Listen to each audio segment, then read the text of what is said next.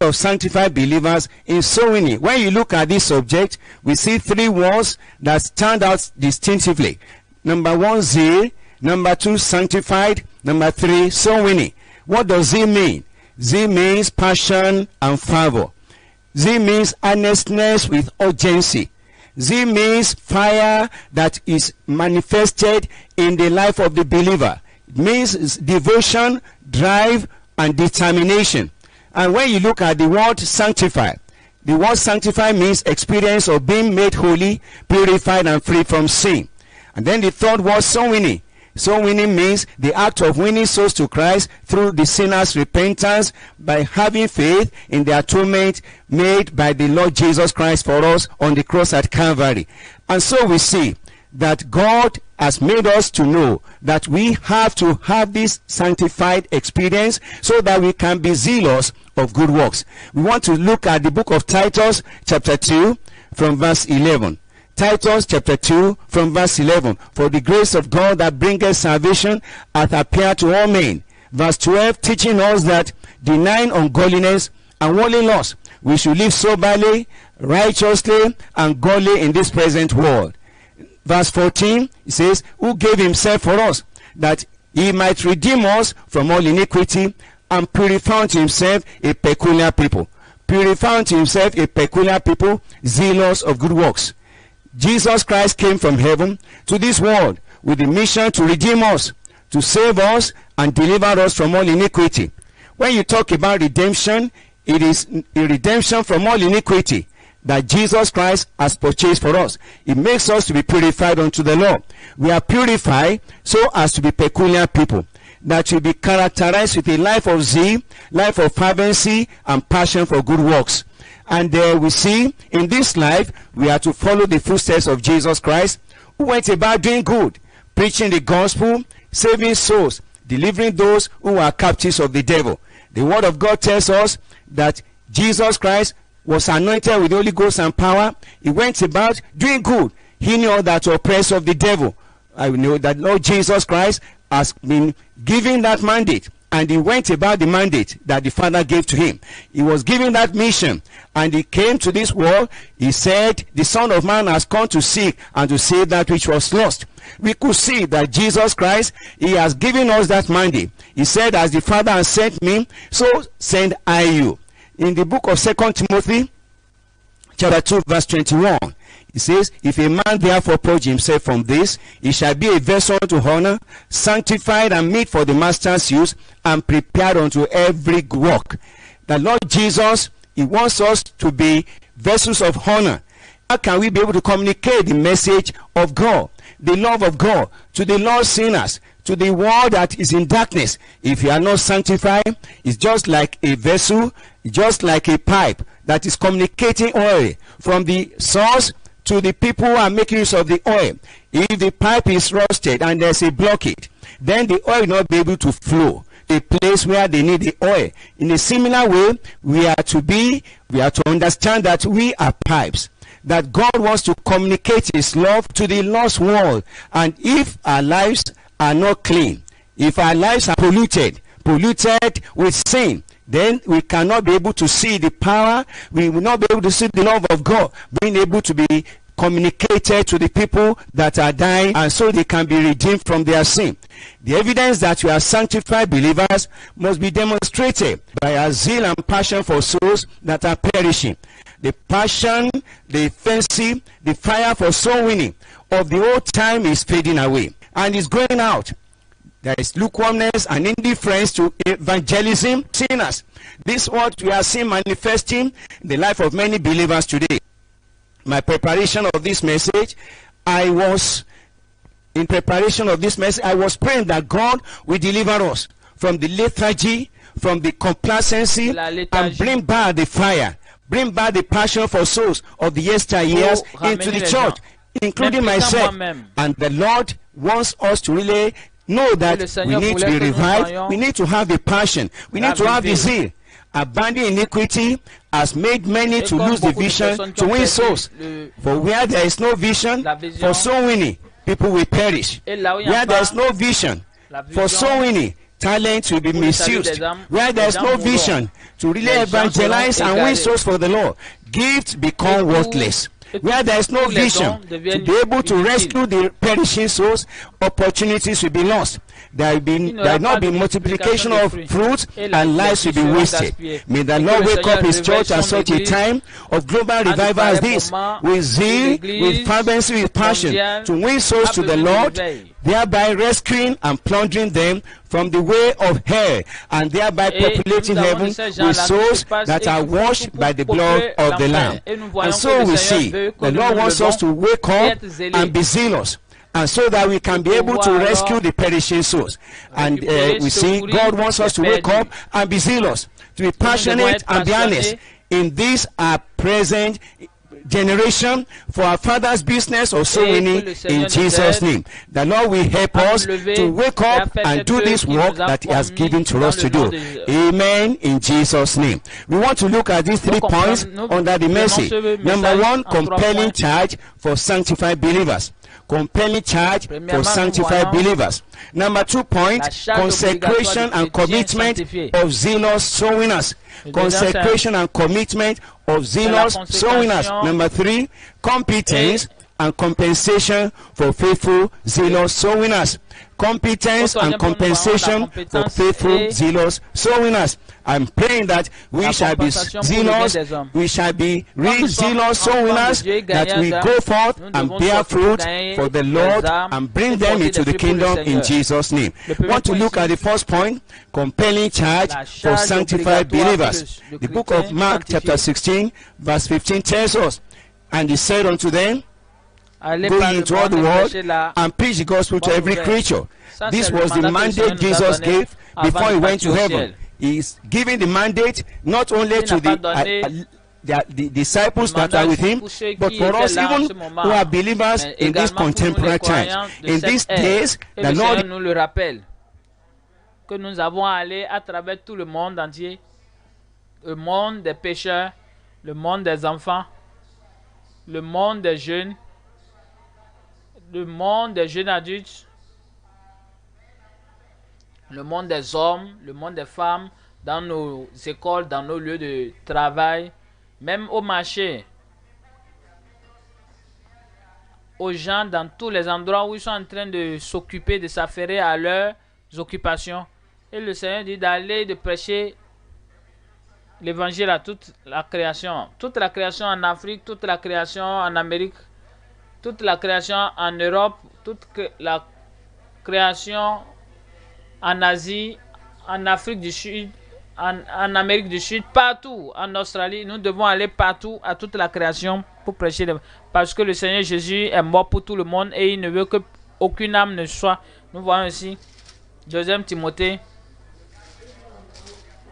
Et le Seigneur était en train de nous le rappeler encore à travers l'apôtre Paul. Par notre Seigneur Jésus, il dit, prêchez l'évangile, prêchez l'évangile. Ça c'est un mandat, ça c'est un commandement. Ce n'est pas une suggestion, c'est un commandement. Et si tu aimes le Seigneur, et si tu veux voir le Seigneur glorifié, nous devons lever pour obéir à ça, à son commandement. Prêcher l'évangile. Quand c'est propice ou pas, exhortons. Et ça, c'est un mandat que le Seigneur nous a donné. Que le Seigneur nous a accordé.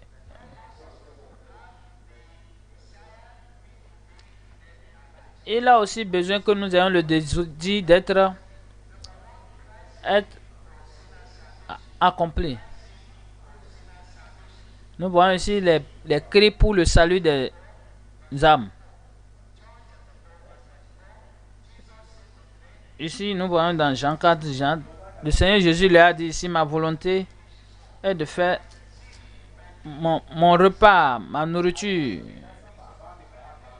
Ma consécration est de faire la volonté de celui qui m'a envoyé et d'accomplir son œuvre. Nous voyons ici la passion de notre Seigneur Jésus-Christ à travers ce verset. Nous voyons ici sa consécration. Et nous voyons le verset 34. On dit, oh, pourquoi nous allons rejeter, nous allons reporter, nous allons reporter. C'est en même temps que nous devons nous impliquer. Ne dites pas qu'il a encore du temps. Parce que je vous le dis, levez-vous et levez vos yeux. Et regardez. Parce que les champs sont déjà blancs pour la moisson. Regardez à travers le monde entier. Les âmes sont là-bas attendant l'évangile, attendant les solutions à leurs problèmes. La solution pour les puissances, contre les puissances de l'enfer. Ils sont là en Afrique, en Europe, en Asie, en Amérique, en Australie, à travers tout le monde. Il dit, levez les yeux et voyez les champs qui sont déjà mûrs pour la moisson. Et nous pouvons voir la passion et la compassion du Seigneur Jésus pour les perdus. Au verset 19 ici, 41, est-ce que nous avons cette même mentalité, cette même pensée qui était dans le Seigneur? Et pour que chacun d'entre nous soit préoccupé par le gain des âmes, ici de la conformité à l'image sanctifiée de Christ. Matthieu, Romains 8, 28.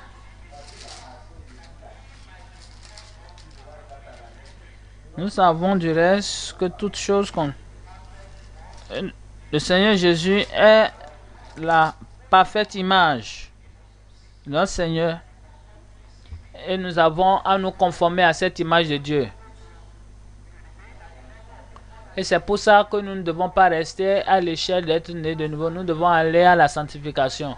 Et c'est comme ça que nous pouvons venir à l'image de Christ pour que la nature adamique nous soit détruite, nous soit arrachée. Et soyons libérés de la dépravation. Et c'est pour ça que le Seigneur Jésus est venu dans ce monde. Et nous devons nous conformer à cette image du Seigneur Jésus. Et quand nous appelons Seigneur, nous avons cette nouvelle torche, nous sommes libérés de nos péchés, nous sommes purifiés de nos cœurs. Et nos cœurs sont purifiés et circoncis. Et nous pouvons alors nous conformer à l'image de Christ, avoir les pensées de Dieu, les pensées de Jésus. Nous pouvons voir dans la vie de l'un des prophètes dans l'Ancien Testament. Il dit qu'il avait besoin d'être sanctifié pour être un vase d'honneur, pour pouvoir être capable de délivrer la parole de Dieu. Ça, c'est dans la vie d'Ésaïe. Ésaïe 6. Ésaïe 6. Ésaïe 6. Il a dit ici clairement que lui, il est un homme dont les lèvres étaient impures. Mes yeux ont vu le Seigneur. Et quand il avait une peur brûlante et il a posé sur ma bouche, il a dit, voici, ceci a touché tes lèvres et ton péché t'a été. Et c'est ce jour-là que Ésaïe a eu sa deuxième torche, qu'il a alors changé sa vie pour le Seigneur. Après avoir été sanctifié, c'est là alors qu'il est parti. Il a entendu la commission d'aller pour le Seigneur. Au verset 8, il dit, j'ai entendu le Seigneur dire, qui enverrai? Il a dit, mais voici Seigneur, envoie-moi. Mais voici, nous avons besoin de nous abandonner au Seigneur, de nous consacrer à lui, pour que lui-même, il puisse nous sanctifier et que nous puissions sortir pour faire la parole de Dieu et qu'on accomplisse l'œuvre. Nous voyons ensuite le sous-point ici, la passion consumante pour le gain des âmes. Le Seigneur est mort pour nous. Il est mort pour toi, il est mort pour moi, pour que nous puissions vivre. Et tous ceux qui vivent ne vivent plus pour eux, ils vivent pour nous. Et tous ceux-là qui sont morts ressuscitent avec lui. Quand le Seigneur Jésus était mort, il est ressuscité. Et nous devons être prêts à vivre pour le Seigneur et non plus pour nous, non plus pour la société, non pas pour le diable, mais pour le Seigneur, parce que c'est le Seigneur Jésus qui a payé pour le salut de nos âmes. Il est mort pour que la vie que nous menons maintenant, ce ne soit pas pour nous plaire à nous-mêmes, mais pour plaire au Seigneur et nous permettre d'être entièrement soumis au Seigneur. Le deuxième point ici, la consécration et la consécration et l'abandon totalement pour le zélé. Ils ont tout abandonné, allant à travers le monde entier prêchant la parole. Les croyants de l'église primitive, ils avaient la touche du Seigneur, ils ont entendu le commandement de sortir, d'aller à travers le monde et de prêcher l'évangile. Ils sont partis, prêchant la parole. Nous voyons ici dans Romains 1, au verset 13, Romains 1, verset 13, qui dit: je ne veux pas vous laisser ignorants, frères, afin de recueillir que... Ici, nous voyons ici quelqu'un qui dit au verset 14, je me dois aux Grecs et aux barbares. Toi-même, tu dois savoir que tu es un débiteur. Tu es un débiteur. Pas parce qu'on les doit, mais quand nous les devons financièrement, nous payons. Nous devons également les payer notre dette de l'évangile. L'évangile, de les prêcher l'évangile. Car je n'ai point honte de l'évangile, c'est une puissance de Dieu. Ainsi comme nous finissons cette conférence, le Seigneur veut que nous soyons ravivés avec le désir d'aller prêcher l'évangile. Et c'est ça qu'il dit au verset 16. Car je n'ai point honte de l'évangile. Tu peux le dire avec moi. Je n'ai point honte de l'évangile. C'est une puissance de Dieu pour le salut de quiconque croit, du juif premièrement, puis du grec. Il n'y a aucune autre force puissance si ce n'est que la puissance de Dieu. Le premier point ici, le premier sous-point ici, le message de confiance, le message confiant des modèles zélés.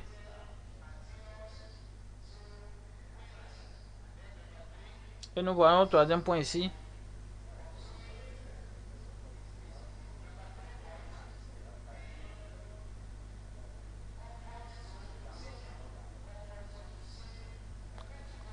Nous voyons le troisième point, le syndrome de la zone de confort.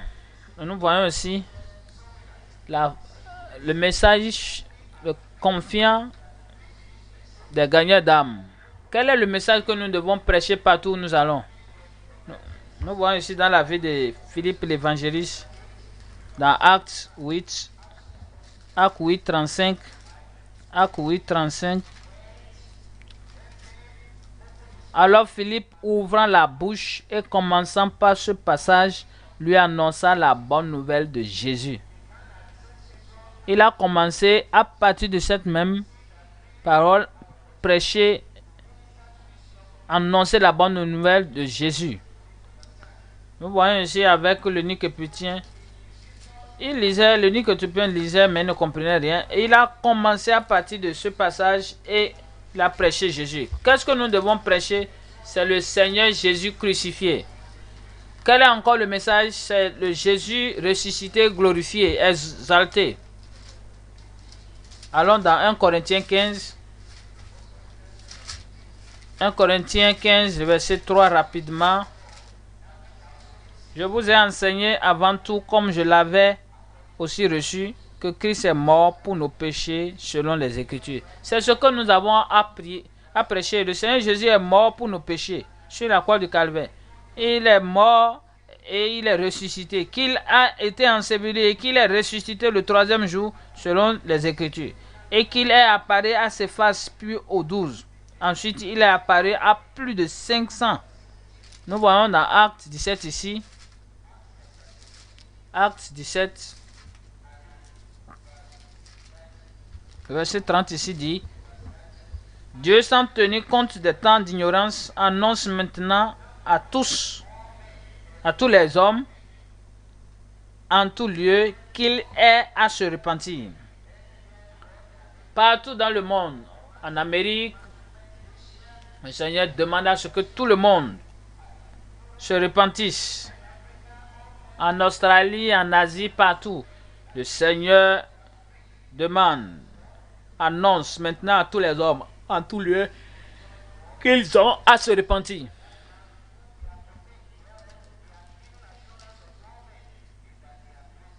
L'homme qu'il a désigné, ce dont il a donné à tous une preuve certaine en le ressuscitant des morts.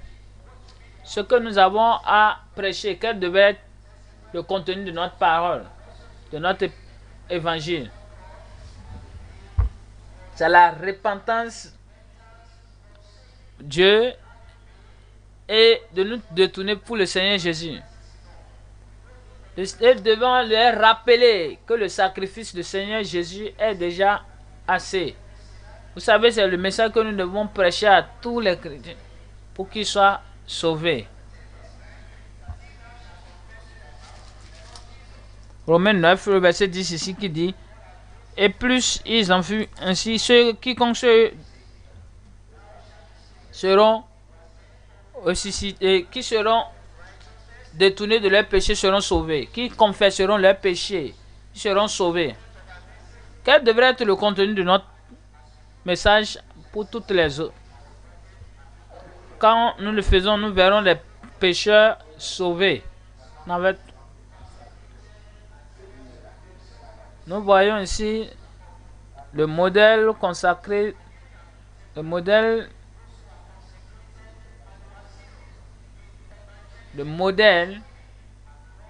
des gagnants d'âmes consacrées.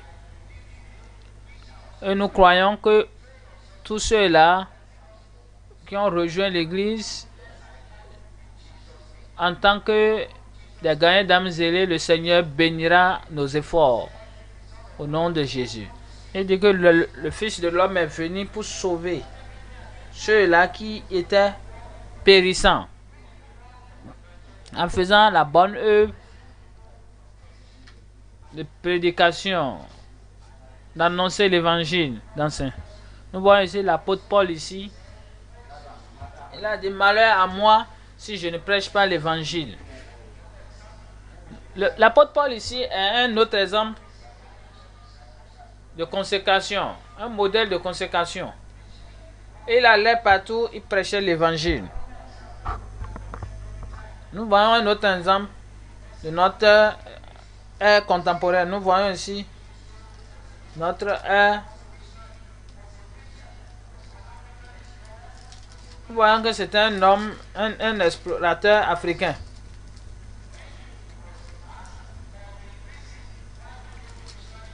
On lui a demandé pourquoi il est devenu un missionnaire africain. Il dit: ah, c'est le Seigneur qui m'a forcé à venir par ici, de quitter l'Europe pour l'Afrique et de venir prêcher l'évangile à ces gens. Il est allé à travers des zones où les gens, beaucoup d'étrangers ne pouvaient pas aller. Il est même mort dans le Seigneur. Il est même mort en Afrique à genoux.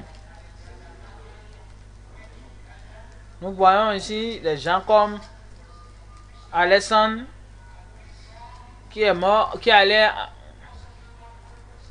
en Ouganda pour prêcher là-bas l'évangile.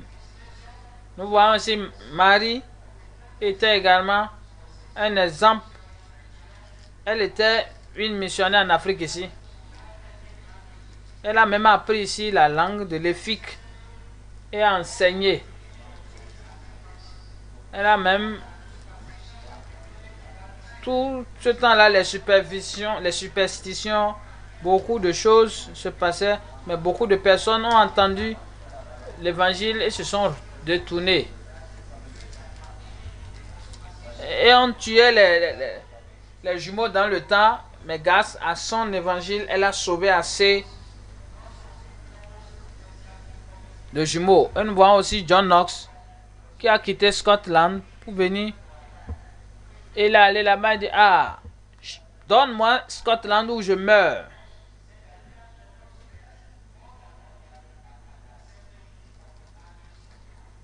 Il y a quelqu'un même qui a témoigné qu'il avait peur de la prière de John Knox, parce que sa prière à lui seul était plus que toute une armée qui priait dans les églises. Nous avons encore un autre exemple ici. C'est notre organisateur en chef de la croisade mondiale, la JCK, qui va émettre toute sa force pour atteindre toute la création. Nous voyons ici, troisièmement, ici, sur ce point, c'est le syndrome de la zone de confort. Le syndrome de la zone de confort. Ici, c'est des gens qui aiment être tout le temps dans les zones de confort. Ces gens-là qui n'aiment pas sortir, ils trouvent assez de raisons pour lesquelles ils sont tout le temps à la maison. La désobéissance à la grande commission. Et nous voyons ces gens-là qui sont là, qui sont fainéants. Ils sont tout le temps assis ici, mais ils procrastinent toujours. Demain. Et finalement, rien n'est jamais fait pour l'évangile des gens qui sont autour de nous. Nous voyons des gens qui ont, à cause de la peur de ce que les gens vont dire, peur, la crainte des gens, occultistes, la peur des féticheurs. Mais la Bible nous déclare que Dieu nous a donné un esprit, mais pas un esprit de timidité, pour annoncer toute la puissance. Et c'est celui-là. Et nous avons ici l'amour de l'argent, l'amour du monde, l'amour du plaisir. Nous conduit à parfois abandonner les affaires que le Seigneur nous a confiées. Et il y en a qui donnent des excuses quand ils ne sont pas impliqués dans l'évangile. Nous allons dans Apocalypse 3, le verset 19. Apocalypse 3, verset 19. Moi je reprends et je châtie tous ceux que j'aime. Aie donc du zèle et répands-toi. Aie donc du zèle et répands-toi. C'est ce que le Seigneur nous appelle. C'est le message du Seigneur pour toi et moi.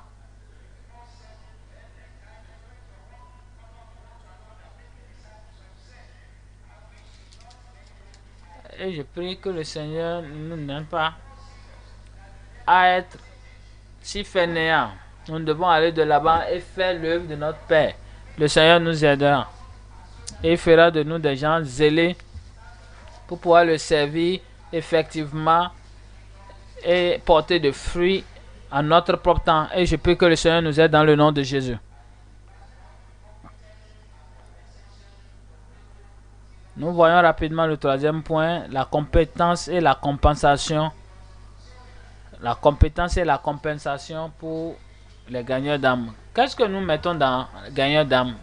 Ces mots, cette expression gagneur d'âme, quand nous écrivons verticalement en anglais, le S veut dire c'est tenir sur la vérité. C'est supplication et la vie.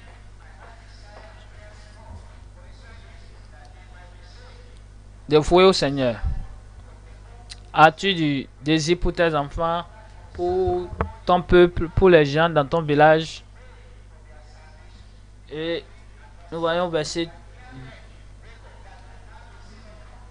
Et qui n'est pas du zèle, pas pour, mais la zèle. Qui ne soit pas ignorant, de la justice de Dieu, allant et qui sont alors soumis au Saint. Et Paul avait ce fardeau là qui l'amenait, qui le poussait à prier et se soumettre au Seigneur. Ici, deuxièmement, nous devons alors demander au Seigneur de nous accorder un corps d'évangélisation.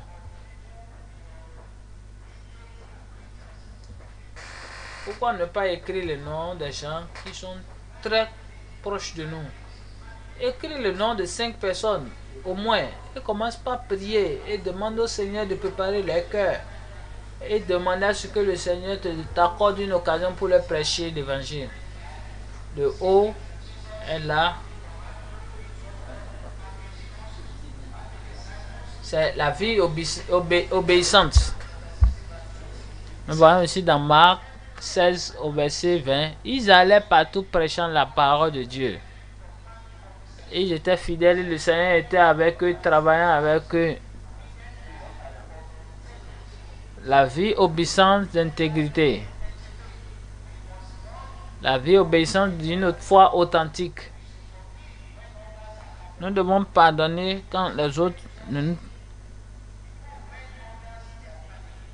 nous devons demeurer fidèles quand les autres sont autour de nous. Et la Bible nous dit que notre vie brille et que les gens dans le monde puissent voir nos bonnes œuvres et glorifier notre Père dans le ciel. Si ta vie est tachée, ta vie est souillée par quoi que ce soit, l'immoralité, la colère, ou par le fait de voler ton argent, voler l'argent de l'église et de tes employés, non, ça ne marchera pas. Toi ici, comprendre le message de l'évangile. Est-ce que tu as un message, écris-le. Quelle était ta vie? Tu dois le faire en 3 paragraphes. Le premier, c'est ta vie avant le Seigneur. Et le deuxièmement, tu dois te souvenir de ce deuxième paragraphe où tu as rencontré le Seigneur. Ensuite, ce troisième paragraphe, tu vas voir les choses, comment tu as ce troisième paragraphe de comment ta vie est devenue quand le Seigneur est venu. Et le Seigneur va nous aider à le faire dans le nom de Jésus. Et le Seigneur lui a donné ici une parabole. Est-ce qu'un aveugle peut conduire un autre aveugle? Est-ce que les deux ne vont pas tomber? Mais toi qui es en train de vouloir donner la compréhension aux autres, tu devrais avoir goûté à Jésus. Et c'est ainsi que tu pourrais conduire quelqu'un d'autre à Christ dans le nom de Jésus. Et elle ici, c'est apprendre l'évangile. Il est de bon ton, de bon gré, de bonne guerre pour nous quand nous mémorisons certains versets. Et quand tu les as mémorisés et que tu les pratiques, et alors, quand tu voudras alors conduire quelqu'un à Christ, tu devais être apte à utiliser tous ces versets que tu utilises lors de la présentation de l'évangile. Romains 3, 23, Romains 3, par exemple, qui dit car tous sont péchés. Et nous avons également ce verset-là de Romains 3, 23, qui devait être un verset que nous utilisons de façon familière dans la présentation de l'évangile. Un autre verset, Romains 5, le verset 28, il dit que le Seigneur a manifesté son amour sur nous pendant qu'on était pécheurs.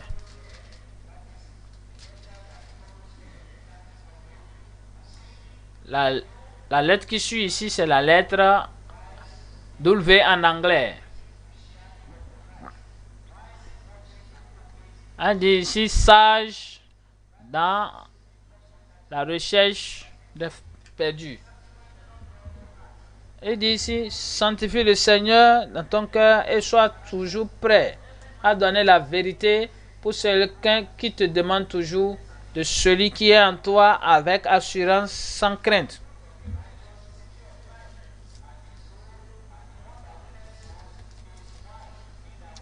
On dit que ici, celui qui sauve les âmes est un sage. Quelqu'un, à cause de leurs besoins de la vie, ces opportunités ne viennent pas d'elles-mêmes. Il faut les créer. Et c'est pour ça que l'apôtre Paul dit qu'il se doit aux Grecs et aux Juifs. Et nous devons créer les opportunités. Et comme il ici, pour ce qui est de moi, je dois vous prêcher l'évangile. Car je n'ai pas honte de l'évangile. Et c'est comme ça. La-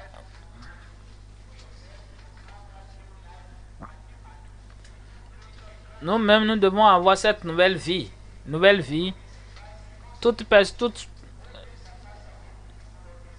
ceux qui sont nés de nouveau sont devenus toutes nouvelles créatures. Toutes les anciennes choses sont passées, toutes choses sont devenues nouvelles. Et tout comme cette mère nourrit, prend soin de ce petit enfant, c'est comme cela que nous devons, en tant que gagnants d'âme, nous devons avoir cette mentalité d'être prêts à avoir ce type d'affection pour prendre soin d'eux jusqu'à ce qu'ils soient affermis pour qu'ils puissent avoir des progrès.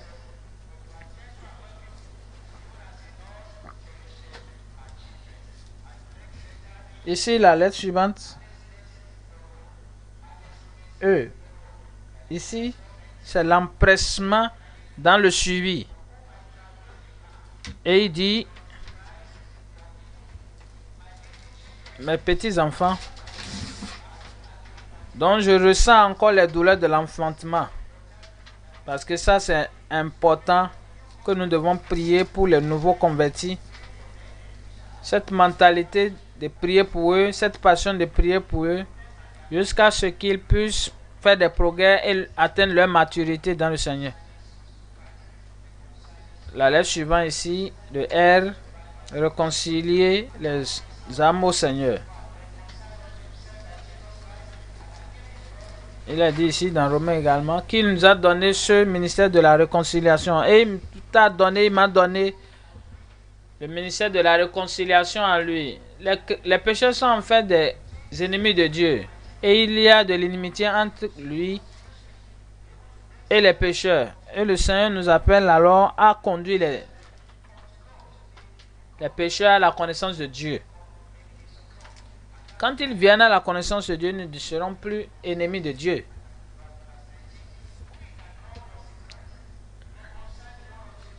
Et le Seigneur lui-même, il réconcilie le monde et il nous a confié cette parole de réconciliation. Et actuellement, nous sommes ambassadeurs de Christ. Et c'est pour ça que le Seigneur nous exhorte au nom de Dieu, soyons réconciliés avec le Seigneur. Il nous appelle à réconcilier les âmes pour le Seigneur. Et le Seigneur nous dit aujourd'hui que la compensation et la récompense attend ceux qui servent le Seigneur. Le Seigneur dit, si quelqu'un me sert, dit, je vais servir le Seigneur. Il dit, si quelqu'un me sert, si une femme me sert, un jeune homme me sert, une jeune femme, un enfant me sert, qu'il me suive. Et où que je suis, c'est là que seront mes employés, mes serviteurs. Et je prie que l'honneur qui vient du ciel et qui est donné des âmes soit ta portion, comme tu sais le Seigneur, dans cette ère où nous partons pour évangéliser pour le salut des gens.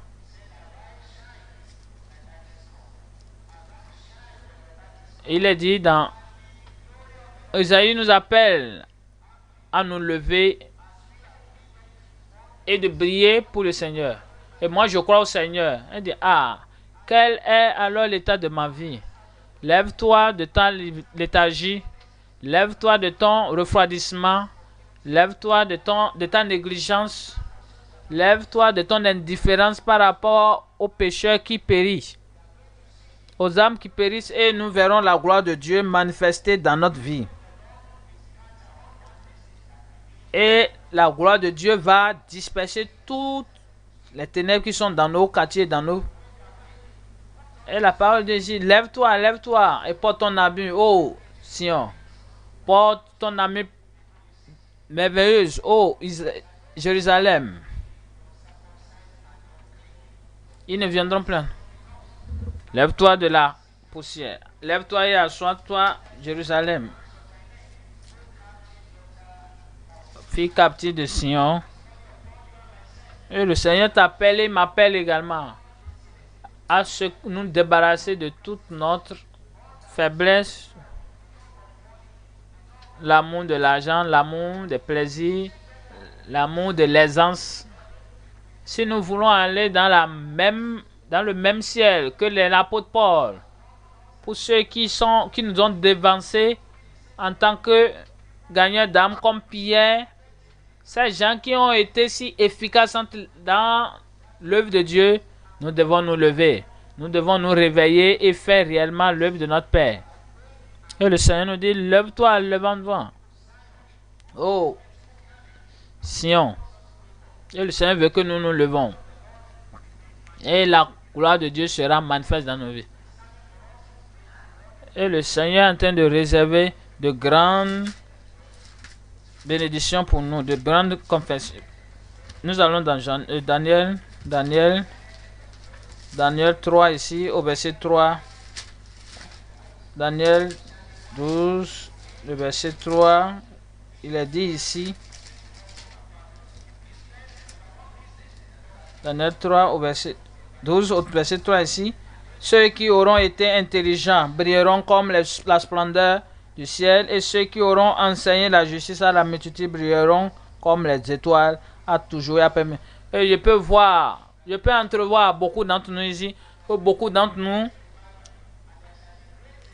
enseigneront à la multitude la justice. Et beaucoup de personnes se détourneront du péché, viendront à la lumière et seront sauvés pour toujours. Et on dit ici qu'ils brilleront comme des étoiles à toujours et à perpétuité. Ça, c'est la récompense qui nous attend quand nous faisons l'œuvre de notre Seigneur.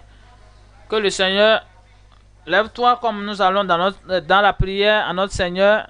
Demandons-lui que le Seigneur nous donne les pensées du Seigneur Jésus. Oh Seigneur, viens, donne-moi la passion que le Seigneur avait. Oh Seigneur, donne-moi la compassion pour les pécheurs. Mets du fardeau sur moi pour les pécheurs qui périssent, pour les âmes qui meurent. Et prie et demande que tout ce qui est en toi, qui souille ton témoignage, qui souille ta vie, qui souille ton ministère, que le Seigneur te débarrasse de tout cela, qui te purifie, et que toutes les barrières, tous les empêchements soient dégagés et fait de toi un gagnant d'âme efficace, un gagnant d'âme réel. Et il va te débarrasser de toutes ces barrières. Prie et demande que le Seigneur donne le zèle et le feu en toi. Seigneur, aide-moi. Aide-moi à avoir la vision pour les perdus. Parce que là où il n'y a pas la vision, les gens s'égarent, les gens meurent. Peut-être que tu as eu la vision avant, mais cette vision est partie. Prie, demande au Seigneur de raviver cette vision, de rallumer cette vision, de te lever, de prêcher l'évangile, de faire de toi quelqu'un d'efficace, un gagnant d'âme effectif, un gagnant d'âme efficace, un prédicateur authentique de la parole de Dieu, et beaucoup d'autres se détourneront, beaucoup d'autres viendront à la justesse. Confions-nous au Seigneur, devons-nous au Seigneur, disons au Seigneur, je m'abandonne. Et dis comme à Ésaïe, me voici Seigneur, envoie-moi. Utilise-moi dans cette génération à être un gagnant d'âme. Aide-moi à détourner beaucoup de pécheurs et les ramener à la lumière. Au nom de Jésus, nous avons prié. Père, dans le nom de Jésus, nous bénissons ton nom. Parce que toi, Jésus, tu es venu, tu es mort sur la croix du Calvaire pour nous. Tu t'es donné pour nous. Et nous n'avons pas autre choix que d'être prêts pour vivre pour toi qui est mort pour nous. Pour nous abandonner à Christ qui est venu, il s'est offert pour nous. Et comme nous sortons, pratiquant cet évangile, cette évangélisation, que tous ceux-là qui sont en route pour l'enfer soit délivré et ramené à toi. Et nous prions que tu nous donnes cette passion-là. Et donne-nous cette ferveur, cette compassion pour les âmes, qui nous amène à gagner des âmes pour le royaume, et beaucoup soient détournés pour ramener à la justice dans le nom de Jésus.